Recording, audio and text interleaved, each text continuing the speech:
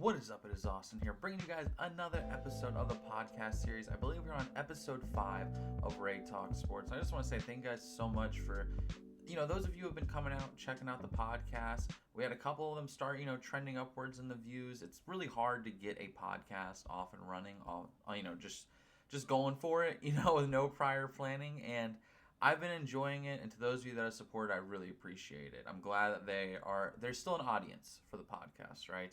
I'm already all over the place, but I'm excited. I'm excited to bring out another episode. We are another episode in, and it was another crazy week in the NFL world. We're also going to be debuting a brand new segment on the podcast. I'm going to save that for later to talk about it. But first things first, we got to talk about Jake Browning, man. Jake Browning had his worst game as a starter, at least in my opinion, in this game against Detroit. Now, statistically, it might not be his worst because he ended up throwing like 3 touchdowns. Like he threw for over 200 yards, but he had those 3 interceptions. So if you're just looking at the box score, you're like, damn, Jake Browning, he didn't play all that bad. He kind of bounced back a little bit in the fourth quarter. That was when the Lions stopped playing. And then when the Lions logged back in, when we started to make a little bit of a comeback, they widened the gap. So this game wasn't the most painful one to watch because I didn't have any expectations of anything good happening, right? Like going into this game against the Lions, I thought we were going to get our absolute asses destroyed. Sorry about the cars passing by. Just cannot help that. But I thought we were going to get our asses kicked anyways, Detroit is playing like one of the best teams in the league. That loss to Green Bay like lit a fire under their ass, right? Like since then they have been just going at a 100-mile-per-hour pace. It just at their improvement at every single position. Their defense is having elite moments. Their offense, their receivers, their running backs, like everything in Detroit is clicking right now. So going into that, I kind of knew like we're fucked because nothing's clicking for us. I was actually surprised we scored because going into the fourth, I believe it's still 28-3. And I gotta give credit, man. The defense gave us a chance. They played their asses off. Like, if you look at the score, it's going to seem like the defense fucking sucked. But if you watch the game, the defense was getting stops in the first half. The issue was Jake Browning was throwing interceptions on our side of the field. He threw one at like our own 12-yard line or some shit. Like the defense is in a tough position. There's nothing they can do about that. But Detroit was starting on our side of the field like the whole fucking game. And they were holding them to, I think, by 14 at halftime. And with the amount of picks Browning threw and the poor field position we had, it was a miracle. So, I got to give credit for the defense. They were actually, doing some shit, wreaking some havoc. It was actually kind of inspiring to see, which is why Jake Browning's game was so frustrating because I know the grades for the offensive line look bad. And don't get me wrong, it's not like the offensive line had a good game. But there were moments where I observed having a clean pocket. They had time to let the play develop. And Browning is seeing receivers run wide open down the field, and he's afraid to pull the trigger deep. He is afraid to do it. And when he does, by the time he has the courage to do it, he doesn't give a fuck what the coverage is, and he just throws it anyway. But, there was a play in particular, and I think this is the play that got him benched. There was a route where Gesicki's cutting across the middle of the field, and it's a completely clean pocket. There is no rusher in his face. Browning is staring Gesicki down. There's a defender trailing him. There's a defender in the zone that Gesicki's about to end up, and there's a linebacker underneath. And Browning's falling with his eyes the entire time, and he throws the ball anyway into a third interception. And when I saw that, I knew there was no hope because it had nothing to do with how good of a player he was. It was his confidence. He was throwing the ball wherever, just trying to make a play. And now that ended up in a couple touchdowns later on. Jamar had a pretty crazy touchdown. He had another really nice one where he got wide open. And it furthers my narrative that Jamar Chase has not been not getting open. And he's not having a bad year. He's been wide open several times. And that's why I'm also part of the I don't think Zach Taylor should be fired yet crowd. Because yes, it is his job to get the team ready to play. Yes, he's the head coach. Yes, he deserves a lot of the blame. However, there are plays on the field. There are receivers getting wide open, man. There's so many routes. Jamar Chase should have had 4 touchdowns in that Lions game. There were so many routes where he was wide open deep and there was nobody near him. Or same with T. Higgins, where T. Higgins was getting open on some routes and Jake Browning's just not seeing him. Jake Browning won't read the field, and that is the most concerning thing about him right now is that the offense is terrible, but the plays are there. So I don't think I'm ready to give up on Zach yet because I've seen Zach lead turnarounds, and I know I get angry. And I know I've probably tweeted fire Zach Taylor before because I get emotional, goddammit, and I'm not going to lie about that. But my honest to God opinion, I don't think Zach is the main issue. I think Zach is putting these players in positions to succeed, the players just aren't succeeding. Like, Jake Browning has the plays there. He's not reading the field. Now, on the offensive line, I think it's a different story. I think the offensive line is a huge scheme issue because no matter who we plug in there, we have problems, and we have good players. Orlando Brown Jr. is a good player. Ted Karras is a good player. Like, they're struggling. Amarius Mims is a great player, and he had a horrible game against Denver, especially. But, I truly think that they still have the pieces. It is a coaching, or I'm sorry, not coaching, but it's an execution thing. And, the line, I believe, is a coaching issue, but that's a whole other topic because we've had a bad offensive line for years. And the Andy Dalton era, we were propelled, and our offense was propelled, because we had a kind of a mid-quarterback. I'm sorry, I love you, Andy. I defended you for years. I will always love you. One of my favorite Bengals quarterbacks ever. Favorite quarterbacks ever. I fuck with Andy Dalton. But when you have average to, slightly above average to good quarterback play, Andy Dalton was in that range. He even hit great a couple times. Your team is so much more propelled by that offensive line. And for most of Dalton's tenure and the good years, we had a good offensive line. We had a great defense. And what I noticed is when the decline of our seasons happened is when our offensive line really declined. And we never recovered from getting rid of Andrew Whitworth. And we still haven't recovered from that. And I think it was a problem that's really consistent for all of Zach's coaching career in Cincinnati. And it was a problem at the end of Marvin Lewis's career. But, it's just the frustrating thing about Cincinnati right now is that the plays are there. You can see them. They have, routes open, route combinations open. I see the vision, and they're just not executing. And, Lord help us for our next game. But, I'm shocked we actually scored points against the Lions, honestly. Lions kicked our ass. They deserved it. Jared Goff was having a field day. Sam Laporta was having the game of his life against our linebackers. But, then they decided to pull the trigger on trading for Joe Flacco. When I initially heard that we were, possibly in the market for a quarterback, I was so excited because I'm thinking there's Jameis Winston, there's Drew Lock even, there's a couple of backups I would not mind getting. Fuck it. I would have taken Zach Wilson. Call me crazy, but shit, dude, Zach Wilson still has crazy upside. So I'm thinking like, oh my goodness, we have a chance to get possibly a younger player than Jake Browning, or maybe an older veteran, like Jameis, someone that can read the field well. Don't know if Zach Wilson can do that, but he still has that high upside. And he's throwing to Jamar Chase and T. Higgins. Like, I'm like, we could do so much here. And then I get the notification on my ESPN app that the Bengals are trading for Joe Flacco. And the depression just came roaring back. Flacco, you're never going to see this if you do. I'm sorry, my guy, but I was just so not excited for that. We traded for an older quarterback, someone in his 40s, who might be the one starting quarterback that's playing worse than Jake Browning. EPA per play wise, Jake Browning's 32, Joe Flacco's 31. I found that out the other day, by the way. But Joe Flacco has like 2 touchdowns and 6 interceptions.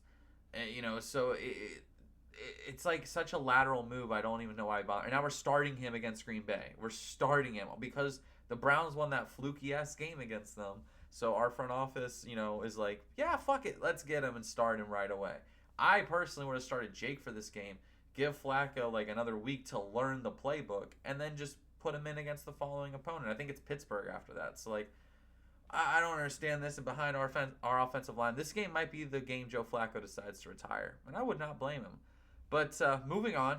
Sorry for that weird cut there. My cats got into something. I had to stop them. And then I was like, I don't want to keep that all into the fucking podcast. We'll just edit it together.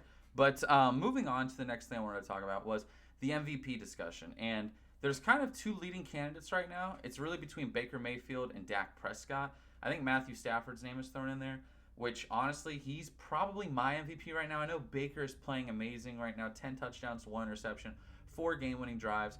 If Baker's your MVP, I got no argument against that. I truly think Baker could be the MVP, and if he wins it, I have no issue, especially if he keeps playing like this. Baker Mayfield has just been on another level in Tampa. He's one of the most fun quarterbacks to watch. He's talking shit to the fans, and he's still balling out. Like, it is fun to watch Baker play right now. I cannot hate on that man. But I also understand the love for Dak, CeeDee Lamb's out. He's still producing at a high level. The Cowboys just aren't winning as much as Tampa Bay right now, but it's not like they're far away. So I really don't mind who you pick for MVP as long as it's between those 3 names right now, in my opinion. Between Baker Mayfield, Matthew Stafford, and Dak Prescott. And I think my pick is Stafford just because at his age, it's amazing to see how he's playing, in my opinion. And plus, I watched Stafford for years. I'm always going to have a soft spot for him because of all the shit he went through with Detroit. And then he was still producing. And then the first year with the Rams, he beats my Bengals in a Super Bowl. But fuck, man, Matthew Stafford's awesome. So he's my MVP. But I totally understand having Baker. I just think Dak's kind of the odd man out of the three. But, like, you can't go wrong with either three of them. I think they're playing at the best levels right now in the NFL at quarterback.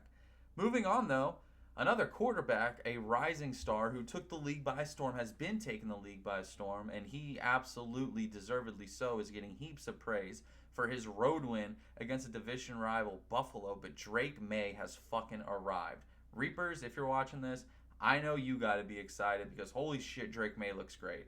I mean, he's making throws on the run, these accurate touch passes. He's playing in crunch time, leading game-winning drives in Buffalo, the team that a lot of people thought were going to go undefeated, and now people are saying, Buffalo's not really that good. They're not really that good. Like, we got to refocus on them.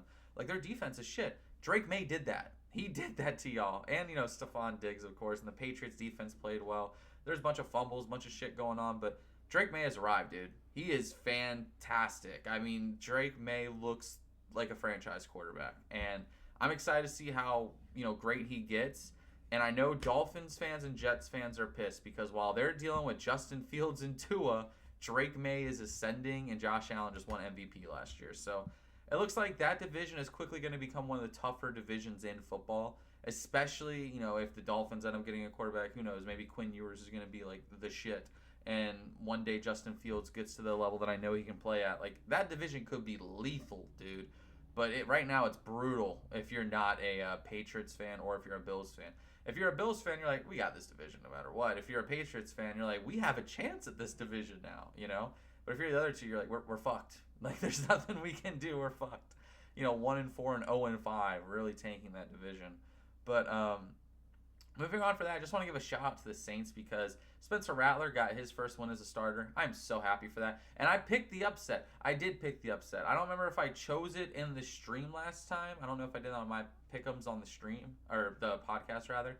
But I know in the weekly picks that me, Kara, and her dad do for money, I picked the Saints. And I was one of the few, I think I was the only one that picked that upset. So I was super happy about that. Shout out to Spencer Rattler. So happy they got to celebrate a win. It would be cool to see them go on a win streak. I don't think it's going to happen, but good for the fucking Saints, dude. They don't deserve to be winless like the Jets. Now, moving on to this week's picks. We're in week 6 of the NFL, and, you know, it's kind of crazy. Like, we're a third of the way through the regular season. It does not feel like that. It's moving by way too quickly, but Thursday Night Football, tonight, we got Eagles at Giants. I'm not going to spend too much time on this. The Eagles are going to win. I feel like they're going to bounce back. There's no way they go on a 2-game winning streak, even if it is on the road in New York. I mean, the Giants lost to the Saints. They choked that game away. We saw Jackson Dart with his rookie interceptions. You know, he's starting to struggle. Will he bounce back? Who knows? But it could be an entertaining game. You know, I'm ready to see more entertaining games with the Giants because the Giants used to be fun to watch when they had Eli before, like, his last couple of years. They had, like, the craziest games sometimes. But, you know, now they're just kind of boring. But maybe Jackson Dart can, you know, relight that spark. Bars. But I'm going to give it to the Eagles. I think they win this game on the road pretty easily. Next, we have the international game. And you know what? I'm not going to lie. I'm kind of enjoying these international games because it's just cool to see NFL teams play in other countries. I don't know. I think it's cool. But we got Broncos at Jets, even though, you know, they're out of the country. And honestly, I'm just going to take the Broncos. The Jets have given me no reason to have faith in them. No reason. Justin Fields, I fucking love you. You're not the problem, my guy. But that Jets defense is horrid. If they win, it's going to have to be in a shootout. But that Broncos defense is so good. Bo Nix looks like he's steadying out. You know, he started the season a little rough, but he's starting to get better. He's coming off the best fourth quarter performance in his career against Philadelphia. So, give me the Broncos. They're going to get that win. I got you, Revived. I don't know if you're probably not watching this, but my boy Revived, big Broncos fan. I think they get this win. Next, we have Seahawks at Jaguars. This could be game of the week. Dead ass could be game of the week. Because in my opinion, the Seahawks had the game of the week last week, and the Jaguars had that crazy game against the Chiefs where I've never seen a team have so many clutch plays and so many lucky moments in one drive. Like, it was like the Jaguars would make a choking level play, get bailed out by a penalty, and then make an amazing play. Like, you know, Trevor Lawrence lost track of the fucking clock out of delay game. He also had that deep ball to Brian Thomas Jr. His lineman steps on him. He gets up, makes the fucking play of his career so far against Kansas City. It was a crazy ass game. But I think the Seahawks are going to win this game. I don't know why, but the Seahawks, I have more faith in their defense, and their offense is insane, dude. Like, they had the game of the week last week with the Bucks, in my opinion. And Sam Darnold, aside from that interception at the end, he was awesome. And Jackson Smith and Jigba is fucking here, dude. So give me the Seahawks to win this on the road. Next, we have Chargers at Dolphins. Chargers are on a 2-game losing streak. I think they bounce back against Miami. Miami falls to 1-5. I think this could be the game that gets Mike McDaniel fired. I hope that's not the case, because I actually don't think McDaniel is like the main issue going on in Miami. I think they have a multitude of other issues. But I think that, the Chargers are going to come in there and win this game pretty handily. Although, no Amari and Hampton. So let's see how that affects the offense. Next, we have Rams at Ravens. This game would have been awesome if Lamar was healthy, but it's Cooper Rush. I'm not going to waste too much time on this. We're going with the Rams. Rams, one of the best offenses in the league. The Ravens might be the worst defense in the league. This is going to be a blowout game. They might allow 40 points again. Next, we have Cardinals at the Colts. Pretty easy for me, honestly. The Cardinals have shown me nothing. That game last week where, they had that fumble and then the coach is hitting players and they're choking 15-point leads in the fourth quarter. Give me the fucking Colts, man. I have nothing to root for or be confident in the Cardinals except for Marvin Harrison Jr. Y'all wrote him off way too quick. I know y'all saw that catch last week. He is still a beast, but the rest of that team, they've shown me nothing, especially Kyler. I'm so disappointed. I'm going to go on a mini rant here, but I always get hyped for Kyler every season. I always think this is the year Kyler reminds everybody that he was an MVP candidate and he's a fucking beast. And then, he always lets me down. And I'm just so tired of it. But give me the Colts. Next game, we have Cowboys at Panthers. Might be a little surprising when I'm taking the Cowboys. The Panthers put themselves into holes and they always climb out of it, is what it seems like so far. But the Cowboys, they're too good of a team. Dak's too good of a player to let them climb out of that. So give me the Cowboys. Next, we have Patriots at Saints. Not going to waste too much time here, even though the Saints did just get their first win. Patriots are coming off a huge emotional game, so I could see an upset here. But give me the Patriots. I'm going to take Drake May to get that win on the road. I think it's going to be a big game for Ramondre Stevenson. I hope so, for my fantasy team's sake. Next, we have Browns at Steelers. Dylan Gabriel is now the starter. They're non-committal on the backup. It might not even be Shador still. So I don't know what to make of that, but give me the Steelers. I mean, the Browns are still just terrible. They're terrible. I think Pittsburgh's going to win that game pretty easily. Next, we have Titans at Raiders. The Titans got their first win last week. The Raiders haven't won since week 1. Kind of crazy to think about. The Titans have a good defense, so I could see a couple interceptions here for the Titans from the Raiders. But if any game is a get-right game for the Raiders to get their offense back on track, I think it's the Titans. To me, this is the battle of the head coaches. You both got, pretty bad teams. The Raiders do have Ashton Genty. The Titans do have Cam Ward. So they have a couple pieces. But I think it's going to be between who has the better head coach.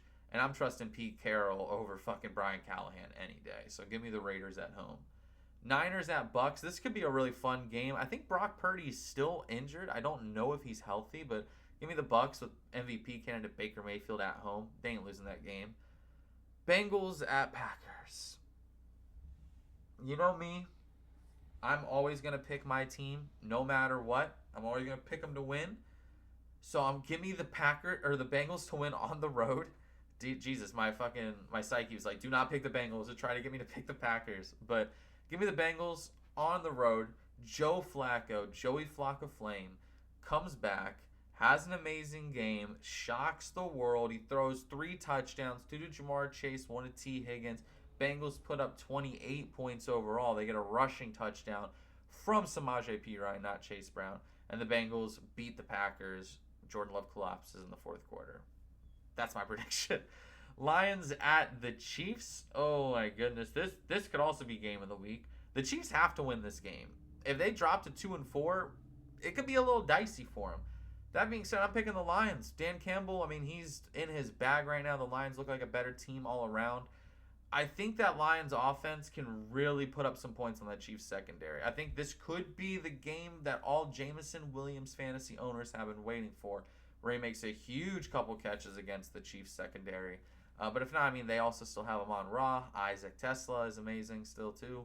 So Yeah, I'm going to take the Lions on the road to beat the Chiefs. Give me the Lions. Next up, Bills at Falcons. The Bills, they had that rough game. I don't think they're losing this one, though. Give me the Bills. Josh Allen's winning that. I don't know why we have 2 Monday Night Football games again. I can't stand it, but give me the Bills on the road. Big Josh Allen game where he reminds everybody that he's still one of the best in the league. Next year, the Bears at the Commanders. Last game, this is the game last season that ended in the Hail Mary that was like haunting Bears fans forever. So this could be a really good game. It's going to be Caleb Williams versus Jaden Daniels again. Obviously, whoever wins this one, people are going to use that to hold it over the other quarterback. Jaden Daniels got the dub last year. It is in Washington, so give me the Commanders at home Monday Night Football.